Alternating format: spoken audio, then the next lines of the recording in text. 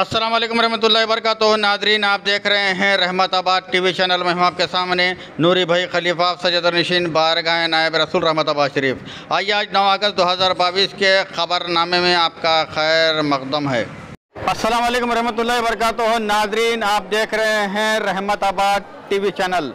ناظرین، ہم ہیں بارگاہ نائب رسول رحمت آباد شریف میں، چونکہ آج 9 اگست 2022 ہے، 10 محرم ہے۔ آج بعد نماز ظہر مدینہ مسجد میں جلسہ شہادت امام حسین علیہ السلام کا انعقاد عمل میں آیا، جس کی صدارت حضرت شاہ غلام نقشبند حافظ پچتاب سجدہ نشین بارگاہ نائب رسول رحمت آباد شریف نے فرمائی، جبکہ اس مقدس و متبرک جلسے کو حضرت شاہ غلام نقشبند جنید پچتاب فرزند و نائب سجدہ نشین بارگاہ نائب رسول رحمت آباد شریف کے علاوہ مولانا شجر الاسلام خطیب و امام مدینہ مسجد نے بھی مخاطب کیا۔ لیجئے رحمت آباد ٹی وی چینل پر مکمل رپورٹ پیش کی جا رہی ہے۔ اللهم صل على سيدنا محمد وعلى آل سيدنا محمد وبارك وسلم صلى الله عليك يا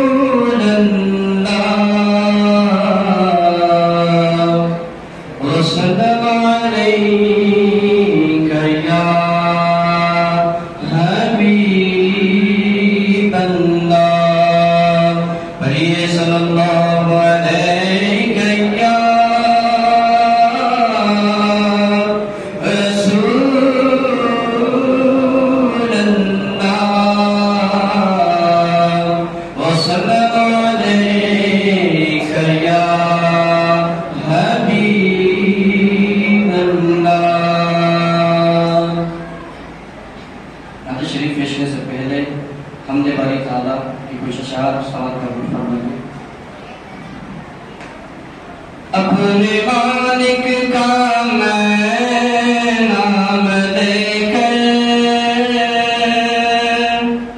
اپنے مالک کا میں نام لے کر، بزم کی بتیلا کر رہا ہوں، یا خدا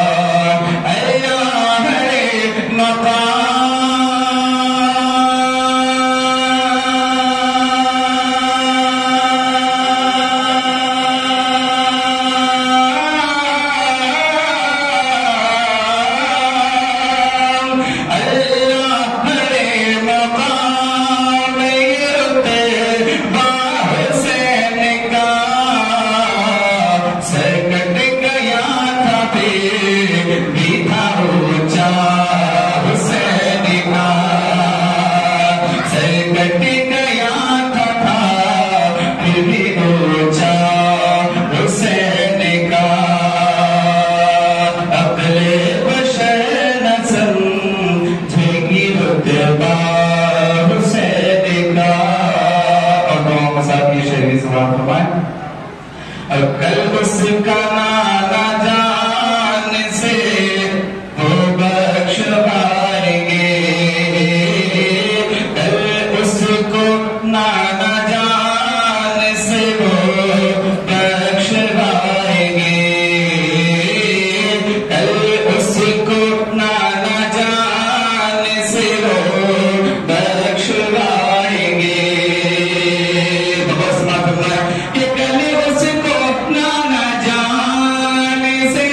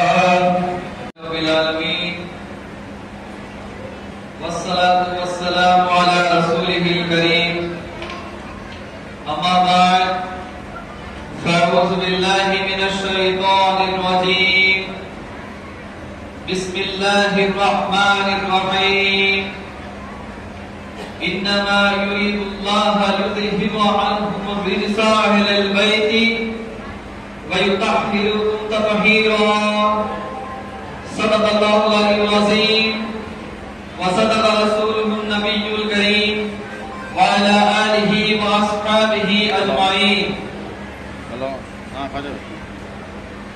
پیر طریقت رہبر شریعت حضرت شاہ غلام نقشبند حفیظ پاشا صاحب سجاد نشین درگاہ رحمت آباد شریف اور حاضران اکرام، السلام علیکم ورحمۃ اللہ تعالی وبرکاتہ.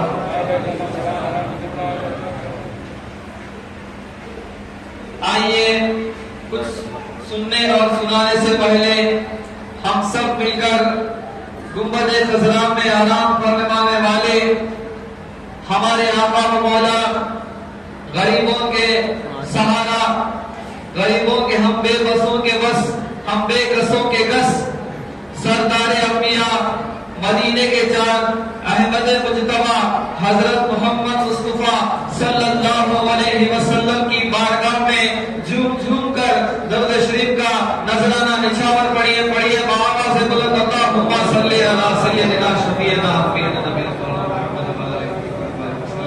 صلاۃ والسلام علیہ رسول اللہ صلی اللہ علیہ وسلم.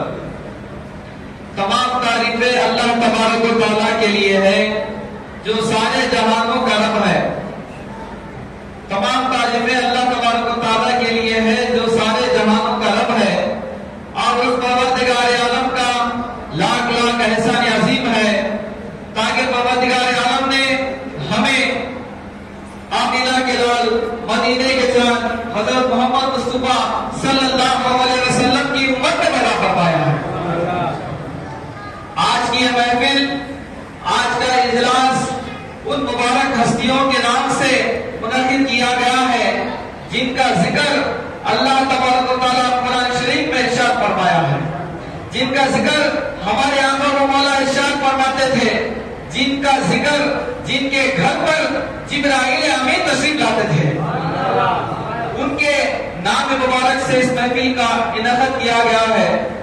اے ایمان والوں، اللہ تبارک و تعالیٰ قرآن شریف فرقان حمید میں اہل بیت اطہار کے فضیلتیں اور کمالتیں بیان فرمایا ہے، اور نبی کریم صلی اللہ علیہ وسلم نے صحابہ کے درمیان بار بار اہل بیت اطہار کے بارے میں ارشاد فرمایا ہے.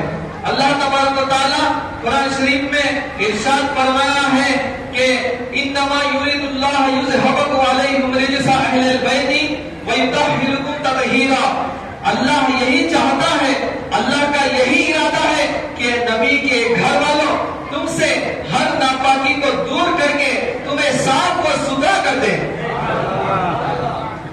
نبی کے گھر والوں کو ہر ناپاکی سے صاف و ستھرا رکھ دے.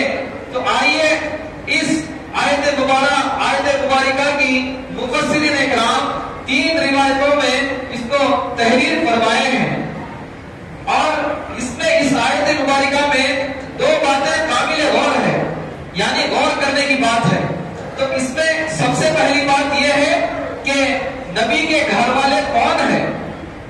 دوسری بات، رزق کا معنی کیا ہوتا ہے. تو پہلی جو سوال ہے اس کا جواب یہی ہے کہ نبی کے گھر والے یعنی نبی صلی اللہ علیہ وسلم کی بیٹی حضرت فاطمہ الزہرا رضی اللہ تعالیٰ عنہا، حضرت امام حسین، حضرت امام حسن اور حضرت علی ہیں. یہ نبی کے گھر والے ہیں. اللہ تبارک و تعالیٰ ان سے ہر ناپاکی کو دور رکھ دیا ہے. اللہ تبارک و تعالیٰ ان سے ہر گناہ کو صاف کر دیا ہے. اللہ تبارک و تعالیٰ ان سے کل بروز قیامت اور بروز حشر کے دن اللہ تبارک و تعالیٰ ہر عذاب کو ہٹا دیا ہے. اور ایک روایت میں رزق کا معنی ہوتا ہے شیطان کے شر سے. دوسری روایت میں شیطان کے شر سے یعنی اللہ تبارک و تعالیٰ اہل بیت اطہار کو شیطان کے شر سے محفوظ کر دیا ہے. دوسری روایت میں مفسرین اکرام ارشاد کرتے ہیں کہ رزق کا معنی ہوتا ہے گناہ اور عذاب قہر. تو اللہ تبارک و تعالیٰ اہل بیت اطہار سے ہر گناہ کو معاف کر دیا ہے، ان کو پاک و ستھرا کر دیا ہے، اور ان کے اوپر ہر عذاب کو ہٹا دیا ہے. اور تیسری روایت میں مفسرین اکرام ارشاد کرتے ہیں رزق کا معنی ہوتا ہے شکر. یہ بھی اہل بیت اطہار سے اللہ تبارک و تعالیٰ ان کو پاک و صاف کر دیا ہے۔ آج کی محفل میں آپ سے ہمارے اہل بیت اطہار کے بارے میں ان کی فضیلت کیا ہے، ان کا مقام و مرتبہ کیا ہے، اللہ تبارک و تعالیٰ ان کے مقام و مرتبہ کے بارے میں کیا ارشاد فرماتا ہے، ہم اس کے بارے میں ایک جو ہے روشنی ڈالتے ہیں۔ نبی کریم صلی اللہ علیہ وسلم نے ایک احادیث میں ارشاد فرماتے ہیں کہ وہ جو ہے کوئی شخص اس وقت تک مومن نہیں ہو سکتا، کوئی شخص اس وقت تک مومن نہیں ہو سکتا جب تک کہ وہ اپنی جان سے زیادہ مجھے نہ چاہے، اپنی جان سے، اپنے اولاد سے زیادہ میرے اولاد یعنی امام حسن اور امام حسین کو نہ چاہے، جان سے زیادہ اپنی جو ہے اہل سے زیادہ میری اہل کو زیادہ ترجیح نہ دے، اپنے ذات سے زیادہ مجھے زیادہ نہ سمجھے، مجھے جو ہے زیادہ محبوب نہ رکھے۔ اس سے ہم کو پتا چلا کہ ہم کو چاہیے، ہمارا عقیدہ ایسا ہی چاہیے کہ ہم اہل بیت اطہار کو جان سے زیادہ ماننا ہے، ہم اپنے بچوں سے زیادہ اہل بیت اطہار کے بچوں کو پسند کرنا ہے، ان کو زیادہ محبوب سمجھنا ہے، ہماری جان سے، ہماری ذات سے زیادہ نبی صلی اللہ علیہ وسلم کی ذات سے محبت کرنا ہے پیارے دوستو۔ اور نبی کریم صلی اللہ علیہ وسلم نے اپنے حدیث میں ارشاد فرماتے ہیں، امام حسن اور امام حسین کے ہاتھ کو پکڑتے ہیں اور صحابہ سے عرض کرتے ہیں، ارشاد کرتے ہیں کہ اے صحابی سن لو، جو مجھ سے اور میرے دو لڑکے امام حسن اور امام حسین سے جو محبت کرتا ہے اور ان کی والدہ حضرت فاطمہ الزہرا رضی اللہ تعالیٰ عنہا سے محبت کرتا ہے، حضرت علی کرم اللہ وجہہ سے محبت کرتا ہے، کہ دنیا میں اگر وہ ان سے محبت کرے، کل روز قیامت کے دن وہ میرے ساتھ، میں جس مقام پر رہوں گا وہ بھی میرے اس مقام کے ساتھ رہے گا۔ نعرہ تکبیر، نعرہ رسالت، حسین کا دامن۔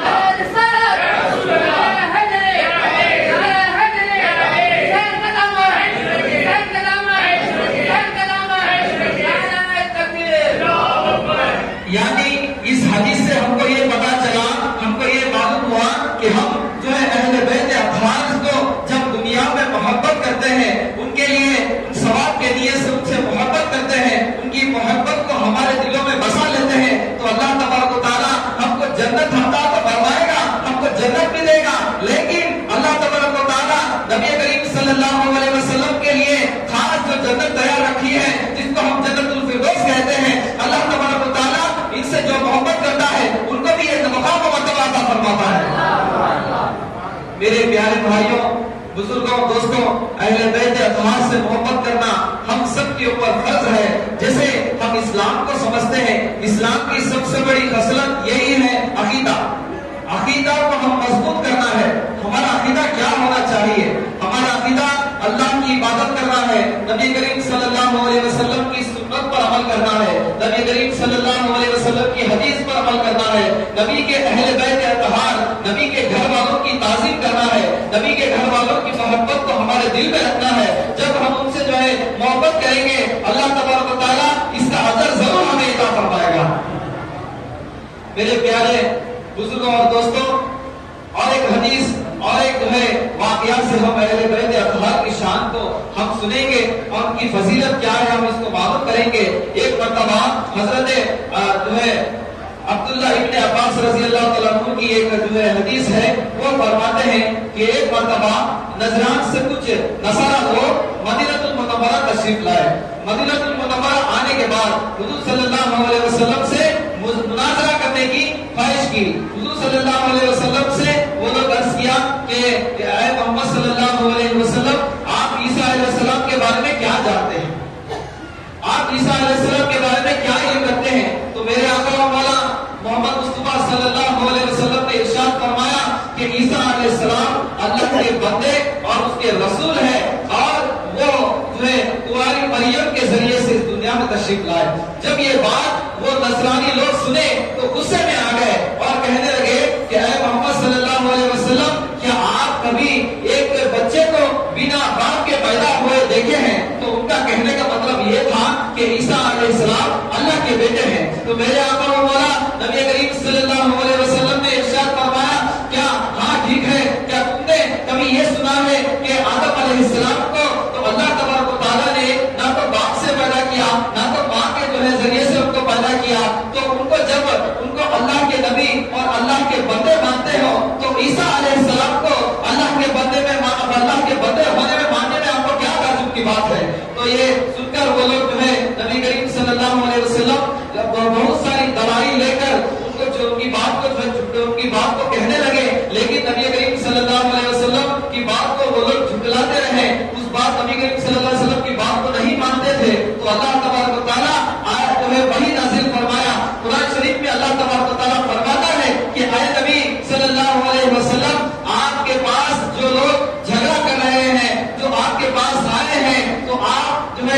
عیسیٰ علیہ السلام کے بارے میں پوچھتے ہیں جن کا علم آپ کو تو معلوم ہے، آپ کو آپ کا علم آ چکا ہے، تو ان سے کہہ دیجئے کہ ہم سے جو ہے مباہلہ کریں، مباہلہ آپ اپنے بیٹوں کو لے کر جائیں، ان کے بیٹوں کو، آپ اپنی عورتوں کو، ان کی عورتوں کو، آپ اپنی آپ اپنی جان کو اور ان کی جان کو مباہلہ کریں، اور آپ جو ہے گڑ گڑا کر دعا مانگے، بے شک جھوٹوں پر اللہ کی لعنت ہے۔ اللہ تبارک و تعالیٰ وحی نازل فرما دیا، تو وحی نازل ہونے کے بعد نبی کریم صلی اللہ علیہ وسلم ان سے ارشاد فرمائے کہ آپ میدان میں مباہلہ کریں، تو جو ہے دوسرے دن صبح یا 3 دن کے بعد بڑے بڑے عیسائی اپنے پادریوں کو لے کر جو ہے میدان میں آتے ہیں، تو اس میں سے نبی کریم ہمارے آقا و مولا دیکھیے کس کو لے کر جاتے ہیں اس میدان میں، ہمارے آقا و مولا اپنے گود میں امام حسین رضی اللہ تعالیٰ عنہ کو لیا،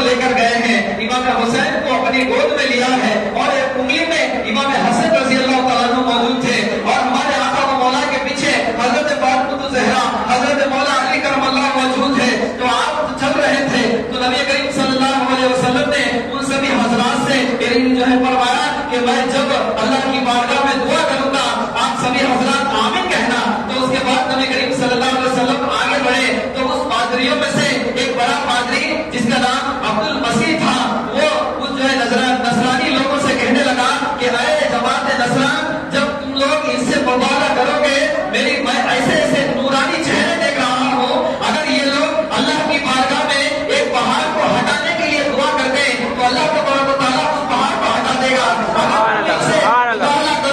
اگر تم اسے مباہلہ کرو گے تو جو ہے روئے زمین میں ایک نصرانی باقی نہیں رہے گا، لہٰذا اس سے مباہلہ مت کرو، یہ میری رائے ہے۔ تو وہ لوگ حضور صلی اللہ علیہ وسلم سے مباہلہ کرنے کے لیے نہیں راضی ہوتے تھے، بعد میں حضور صلی اللہ علیہ وسلم کو جو جز دے کر جو ہے وہاں سے روانہ ہوئے، تو حضور صلی اللہ علیہ وسلم نے ارشاد فرمایا اگر وہ نصرانی لوگ مباہلہ کرتے تو مگر اللہ کی جو ہے جو عذاب الہی تھی وہ تو آ چکی تھی، اگر وہ مباہلہ کرتے تو وہ عذاب الہی آتا تھا، اور ان کے شکل بندر اور سوروں میں تبدیل ہو جاتے تھے، اور جو ہے قہر الہی سے جنگل جل جاتے تھے، پرندے مر جاتے تھے، اور تمام 1 سال کے اندر روئے زمین میں کوئی نصرانی باقی نہیں رہتا تھا۔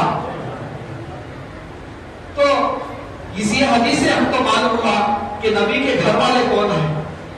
مباہلے کے لیے میرے نبی کس کو ساتھ میں لے کر گئے تھے؟ میرے نبی امام حسن، امام حسین، فاطمہ الزہرا، امام علی مقام، امام علی کو لے کر مباہلے کے لیے تشریف لے گئے تھے۔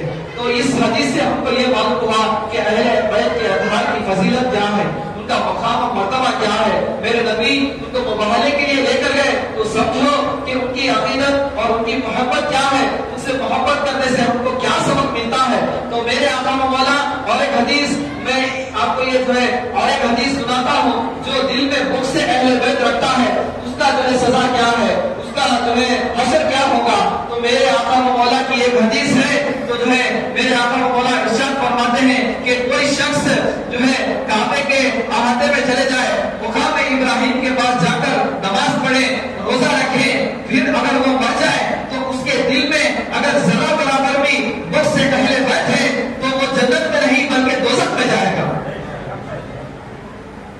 جنت میں نہیں بلکہ دوزخ میں جائے گا میرے پیارے دوستوں۔ اور ایک حدیث میں میرے آقا و مولا ارشاد فرماتے ہیں کہ حضرت عبداللہ بن مسعود رضی اللہ تعالیٰ عنہ سے روایت ہے کہ نبی کریم صلی اللہ علیہ وسلم نے ارشاد فرمایا کہ جو کوئی میرے اہل بیت سے ایک دن کی محبت اگر وہ کرے گا تو سال بھر کی عبادت سے بھی زیادہ افضل ہے۔ ایک دن کی محبت اہل بیت اطہار سے محبت کرنا سال بھر کی عبادت سے بھی بہتر ہے۔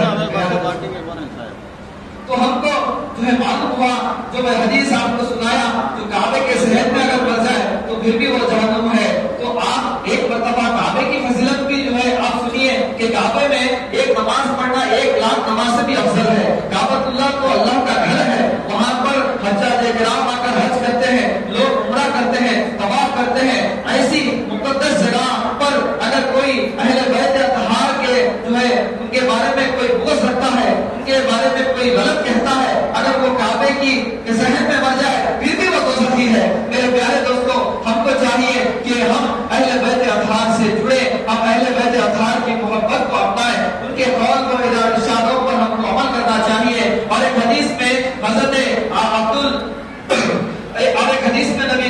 صلی اللہ علیہ وسلم نے ارشاد فرماتے ہیں کہ میرے اہل بیت اطہار کی مثال لوگوں کے لیے نوح علیہ السلام کی کشتی کے مانند ہے.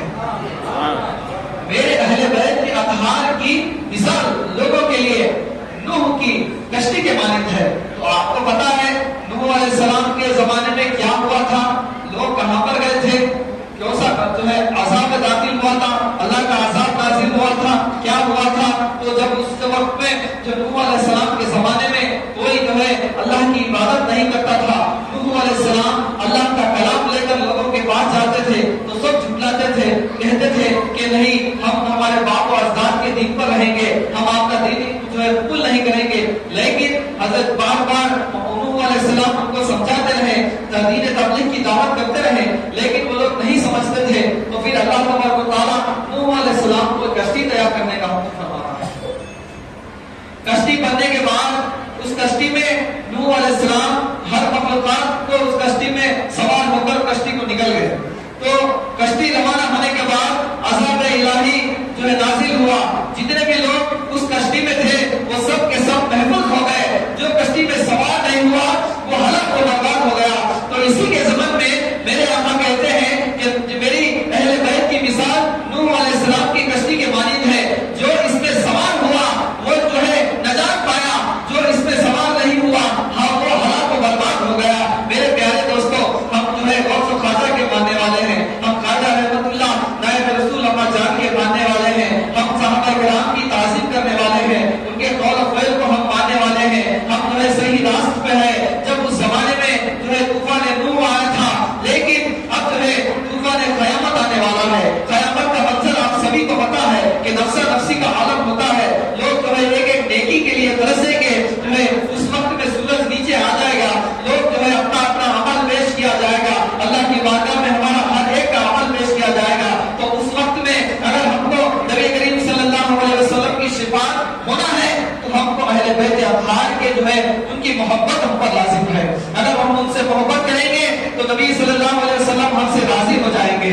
نبی صلی اللہ علیہ وسلم راضی ہو گئے تو اللہ تبارک و تعالیٰ بھی ہم سے راضی ہو جائے گا. میرے پیارے دوست, پھر اس کے بعد میں اور ایک قرآن کی آیت کو جو ہے آپ سبھی کے سامنے پیش کرتا ہوں. اللہ تبارک و تعالیٰ اہل بیت اطہار کی شان میں اور ایک جو ہے آیت نازل فرماتا ہے. تو آیت کریمہ کل اسالکم علیہ اجرا الا المودۃ فی القربى. تو اس کا معنی یہ ہے کہ آئے نبی آپ فرما دیجئے کہ آپ جو بھی دین تبلیغ کیے ہیں اس پر آپ کچھ اجرت نہیں چاہتے, اس پر آپ کچھ روپے نہیں چاہتے, مگر پورا بات کی محبت. تو یہ آیت کریمہ کیوں نازل ہوئی؟ تو اس کے بارے میں مفسر کرام ایک حدیث پیش کرتے ہیں. تو اس میں عبداللہ بن عباس رضی اللہ تعالیٰ عنہ کا یہ فرمان ہے کہ جب نبی کریم صلی اللہ علیہ وسلم مدینہ المنورہ تشریف لاتے ہیں, ہجرت کر کے مکہ سے مدینہ آتے ہیں, تو لوگ دیکھتے ہیں کہ نبی صلی اللہ علیہ وسلم ان کے خاطر کتنا جد و جہد کیے ہیں, اپنا گھر چھوڑ کر مدینہ المنورہ آتے ہیں, دین اسلام کی تبلیغ کے لیے کتنی محنت کرتے ہیں, کتنی مشقتیں اٹھاتے ہیں. تو وہ لوگ جب سوچتے ہیں کہ نبی صلی اللہ علیہ وسلم اتنا سب کچھ کرنے کے لیے نبی صلی اللہ علیہ وسلم کے اخراجات زیادہ ہو چکے ہیں, خرچہ زیادہ ہو چکے ہیں, تو صحابہ کرام آپس میں مشورہ کیا. آپس میں مشورہ کر کر کچھ جو ہے نبی کریم صلی اللہ علیہ وسلم کے احسانات کو یاد کیا. ہمارے خاطر نبی صلی اللہ علیہ وسلم نے اتنی محنتیں اٹھائی, اتنی مشقتیں اٹھائی, ہر چیز جو ہے نبی صلی اللہ علیہ وسلم ہمارے خاطر کیا. ہمارا بھی یہ فرض ہے, ہم کہاں تھے, ہم گمراہی میں تھے, نبی صلی اللہ علیہ وسلم آنے کے بعد میں ہمارے خاطر ہم کو ایک صحیح راست پر لے کر آئے, ہم کو اللہ تبارک و تعالیٰ کی عبادت کرنے کا موقع عنایت فرمایا. ہم تھکے ہوئے تھے, ہم کو سیدھی راستہ دکھایا. نبی کے احسانات کو یاد کر کر کچھ رقم جمع کر کر میرے نبی صلی اللہ علیہ وسلم کے پاس تشریف لے گئے اور نبی صلی اللہ علیہ وسلم سے کہنے لگے کہ یا رسول اللہ, آپ ہماری خاطر بہت جد و جہد کیے ہیں, آپ کے اخراجات بھی زیادہ ہوں گے, یہ تھوڑا سا رقم آپ اس کو قبول فرما لیجئے, آپ کے دین اسلام کی تبلیغ میں کام آ جائے گا, آپ اس کو جو ہے لے لیجئے. تو اس وقت اللہ تبارک و تعالیٰ نبی صلی اللہ علیہ وسلم وسلم سے اس آیت کریمہ نازل ہوئی اور جو ہے اللہ تبارک و تعالیٰ نبی کریم صلی اللہ علیہ وسلم سے ارشاد فرماتا ہے کہ اے نبی آپ کہہ دیجئے، اے نبی آپ کہہ دیجئے جو آپ دین اسلام کی تبلیغ کیے ہیں، دین رسالت کی تبلیغ کیے ہیں، اس کے بدلے میں آپ کچھ نہیں چاہتے۔ اللہ تبارک و تعالیٰ ارشاد فرماتا ہے اس کے بدلے میں آپ کچھ نہیں چاہتے مگر میرے قرابات کی محبت۔ جو میرے اہل بیت سے محبت کرتا ہے وہ جو ہے اصلاح راستہ پر ہے۔ تو میرے صلی اللہ علیہ وسلم، میرے آقا و مولا صلی اللہ علیہ وسلم ارشاد فرماتے ہیں کہ میں کچھ اجرت نہیں چاہتا، میرے اہل بیت سے محبت کرے، میرے اہل بیت سے محبت کرے، ان کی محبت اپنے دلوں میں بٹھائے، ان کی تعظیم کرے، ان کی شان بیان کیجئے۔ یہ نبی صلی اللہ علیہ وسلم کا کہنا، ان کو کوئی ضرورت نہیں تھی یہ سب بولنے کی، لیکن ہماری خاطر، ہمارے فائدے کے خاطر اللہ تبارک و تعالیٰ کا احسان جو ہے ہم پر ہے۔ اللہ تبارک و تعالیٰ ہم کو صاحب ایمان جو ہے یہاں دنیا میں بھیجا ہے، تو ہماری خاطر، ہماری خوشنودی کے خاطر، ہماری اچھائی کے خاطر نبی صلی اللہ علیہ وسلم نے اس جو ہے آیت میں اللہ تبارک و تعالیٰ اس آیت کریمہ کو نازل فرمایا ہے۔ میرے پیارے دوستوں، بزرگوں اور دوستوں، اس کربلا کے واقعات سے ہم کو کیا معلوم ہوا؟ کربلا میں کیا میسج ہم کو معلوم ہوا؟ کربلا میں یہ میسج ہم کو معلوم ہوا کہ چاہے کچھ بھی ہو جائے ہم کو دین پر رہنا ہے، ہم کو دین اسلام کی خاطر مر مٹنا ہے، ہمارے بچوں کو دین اسلام کی خاطر مر مٹانا ہے۔ اگر وقت آ جائے ہم کو بھی دین اسلام کی خاطر مر مٹنا ہے۔ میرے پیارے مولا حسین، کیا ضرورت تھی ان کو کربلا میں مرنے کی؟ کربلا میں شہید ہونے کی کیا ان کو ضرورت تھی؟ کس کے لیے شہید ہوئے؟ امت محمدیہ کے واسطے وہ شہید ہوئے۔ اس کربلا کے واقعہ میں ہم کو یہ بھی معلوم ہوا کہ لالچی انسان کو کس حد تک لے جاتی ہے۔ کوئی لاگتی یزید دولت کے لیے، شہرت کے لیے، ہر چیز کے لیے نسل کو نہیں دیکھا، لوگوں کو نہیں دیکھا، جماعت میں کون ہے اس کو نہیں دیکھا، ان کے امیر کون ہے، آل نبی کو نہیں دیکھا، اولاد نبی کو نہیں دیکھا، اتنے بڑے ہستی کو وہ شہید کر دیا۔ کیوں شہید کیا؟ لالچ میں آ کر شہید کیا۔